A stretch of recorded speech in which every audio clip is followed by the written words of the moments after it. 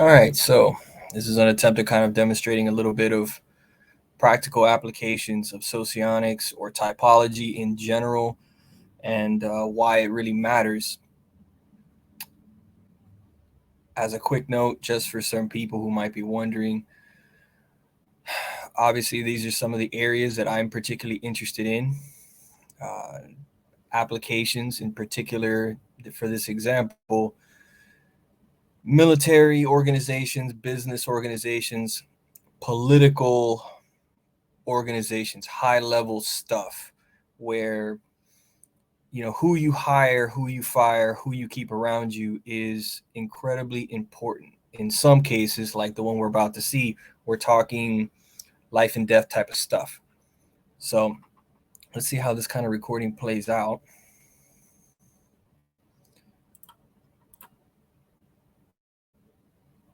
And Jeb Stuart and his brigade assignments decides, guess what, Beverly Robinson and Grumble Jones, I'm leaving you down in Virginia, so you won't be there to get any of the glory when we battle and win the Civil War. Now, let me ask you a question.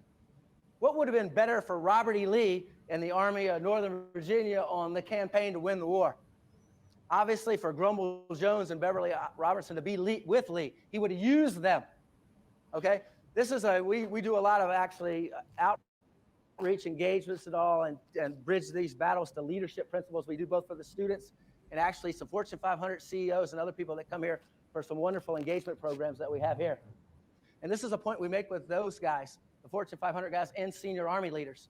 It says, people, it's human nature. People will put interpersonal frictions, tensions, rivalries ahead of what's best for the organization. I don't care if you work for IBM, the United States Army, or the Confederate Army, people will do that. 9 times out of 10, they will put their own personal disputes ahead of what's best for the organization. It's something as a senior leader, you always must be on guard to watch out for. What we tell these guys is 2 levels below you, I call it knowing who's who in the zoo. 2 levels below you, you need to know, you don't have to know everybody's reading their email and stuff, but you got to know the basics of who gets who, what are the interactions between your subordinates, because this stuff will come back to bite you in the butt. It bites Lee in a big way in the Gettysburg campaign, and one of the major reasons of the failure of this campaign. Robert E. Lee was clueless to this stuff.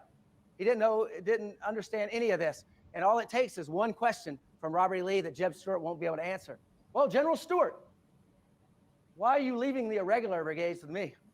That Jeb Stuart would not have there's no good answer for that question. He's certainly not going to tell him the truth of what he's really doing here. Okay?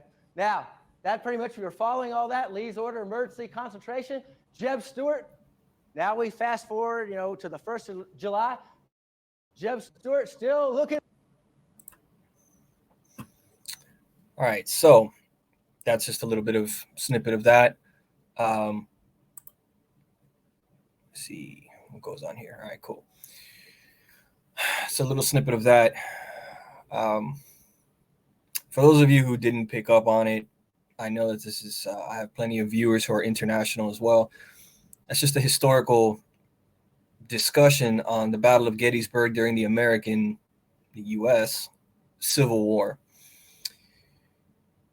And what's important to highlight there, as the speaker is talking about, the importance of knowing your people, knowing your personnel, really kind of having a pretty good grasp of who gets along with whom, who plays well with others, who's a team player, who's got issues with some other people, what are the interpersonal relationships going on, all of this kind of stuff, because it is absolutely critical. And as the speaker mentions, this is important when talking to major corporations of all sorts. And here in this example, we're of course talking about a military campaign, and something as seemingly trivial as just knowing your people, understanding the personal issues between them,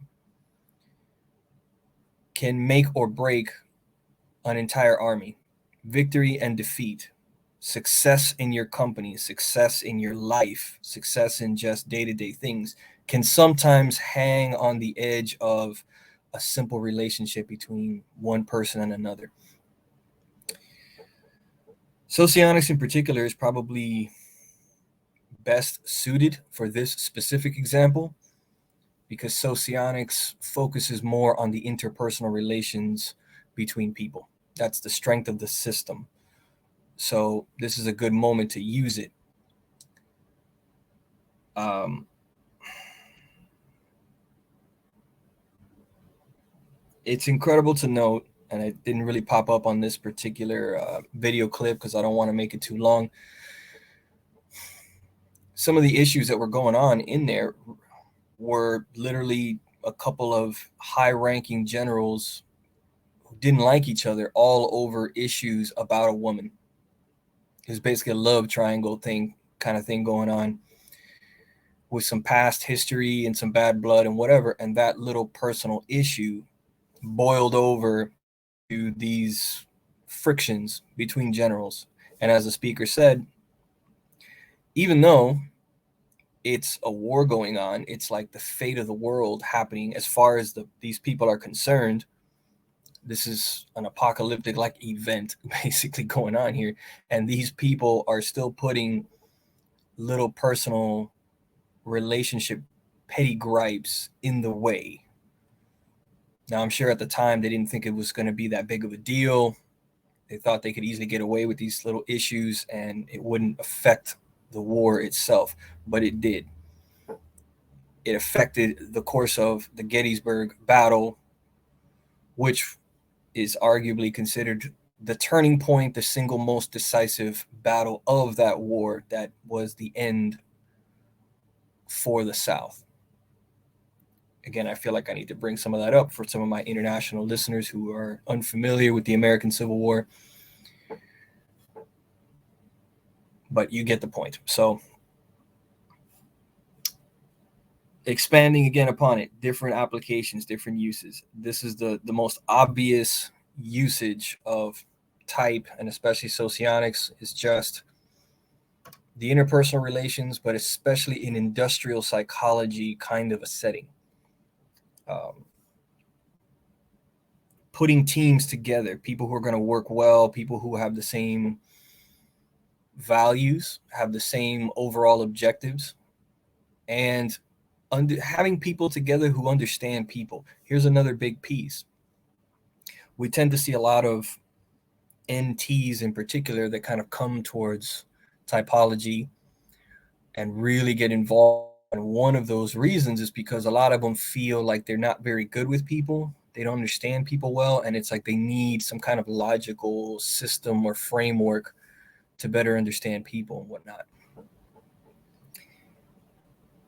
In a way, it almost feels like that for General Robert E. Lee here. You heard the speaker mentioning that Lee could have maybe figured this out about a few of his commanders by just asking a few simple questions. And he just doesn't. He fails to either notice or fails to notice the importance of having commanders that get along well, that play well together. And that social skill, that people understanding, that failure, while seemingly trivial in the face of a war, turns out to be decisive, makes a big impact on this battle. So it looks like the case of another sort of individual that is not good with people, or is a little blind to people, or is just kind of ignoring these kinds of interpersonal things. Somebody who maybe has FI kind of low or unvalued or whatever. And this is the cost of that. This is the cost of that failure to understand those interpersonal relations.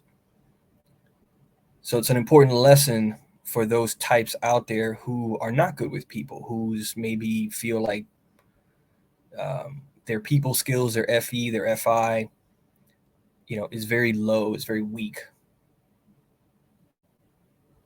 Okay, this is going to depend, of course, person to person. There are some people who, regardless of what your type is, you're pretty good with people. You're not bad at noticing these things.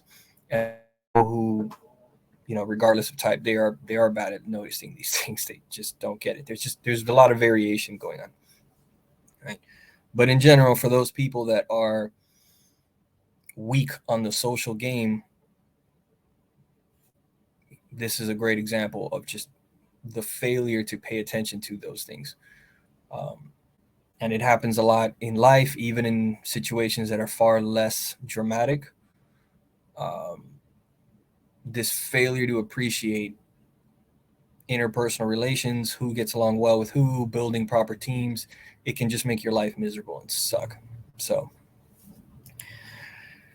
uh, just wanted to throw that out there. Obviously, if you haven't gotten the point by now, I'm a military person myself. It's one of my professions and things that I get into. So, a lot of these kinds of historical examples or individuals I find interesting and important to me. So that's why I use them a lot. Um, a lot of these military examples are also easy examples to use because they really help to highlight the severity of certain things, certain social kind of issues or situations. Things in military life can be a lot more extreme and severe. The cost of failure can be extreme, right? A lot more so than many other walks of life. Let's call it. If you're, the gardener, I mean, how bad could it get? So that's why I like to show them a lot. It's just a lot more clear cut. So anyway, that was just a quick example for those who like it, whatever, learn something from it. Leave your comments and so on. I'm sure there's a few of you out there that also really like military history, military things. By all means, let me know. Drop your comments on that too. So until the next time, guys.